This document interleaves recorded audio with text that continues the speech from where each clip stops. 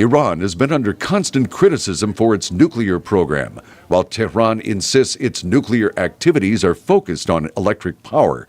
Many nations accuse it of actually seeking nuclear weapons. Those suspicions have been heightened by the discovery of secret nuclear facilities, such as the underground uranium processing operation unmasked near the city of Qom in September 2009. Several weeks ago, Iran announced that it had invited a number of nations to tour the uranium enrichment facility near Natanz and the heavy water facility near Arak. Invited for the tour on January 15 and 16 were Hungary as a representative of the European Union, Russia and China, two of the nations in the so-called P5+1 group, and the nations of the non-aligned movement. The French news agency AFP reports that Iran also said it had invited Venezuela and Syria. Quickly, EU Foreign Minister Catherine Ashton announced that Hungary would not participate. Iran's Fars news agency said that Russian and Chinese observers are expected to take part. And Fars said that Egypt and Cuba will represent the non-aligned movement. At the Middle East Institute in Washington, analyst Alex Vatanka says the tour is obviously meant to influence upcoming multinational talks on Iran's nuclear program. They're saying the purpose of organizing this trip for these various delegations from various countries is to establish more diplomatic goodwill on behalf of Iran before the next set of negotiations with the P5+1 that are supposed to take place sometime by the end of the month of January. The P5+1 group's next round of talks with Iran is scheduled to take place in Istanbul on January 21 and 22. Nuclear proliferation analyst Joseph Cirincione, the president of a foundation called the Plowshares Fund, says he thinks Iran has two major purposes for the inspection tour.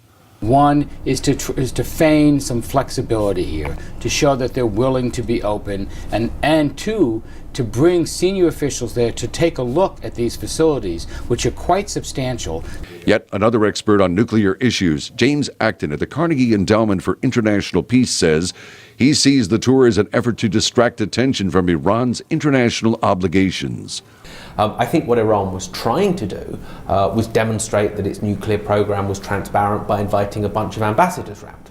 But of course, if you want to demonstrate your nuclear program is transparent, then you give the International Atomic Energy Agency complete and proactive cooperation. So I think this has been a backfired propaganda stunt. Iran now says that the countries taking the nuclear facility tour are welcome to bring along their nuclear technicians as well as diplomatic observers. But many critics of the tour say Iran would never show outsiders anything that might be connected to a possible nuclear weapons project. And because of that, those critics say the tour has no credibility.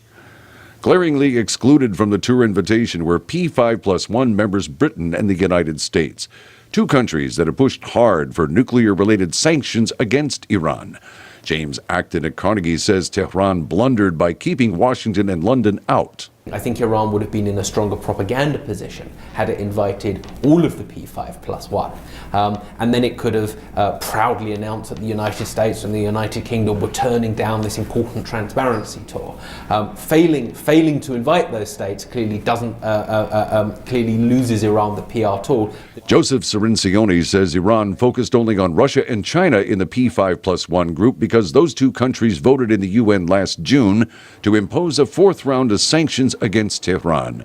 He says he thinks Tehran may think that this tour could make both Moscow and Beijing less likely to support any further sanctions.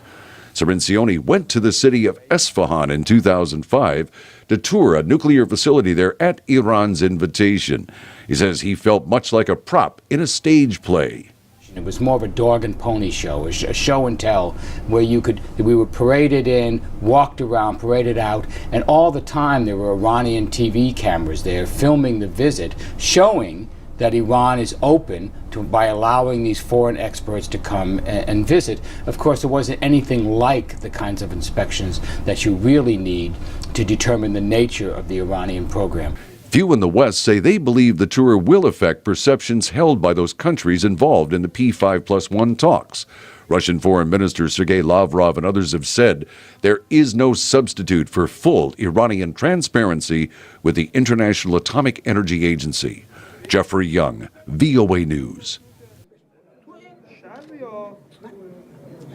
Neyse.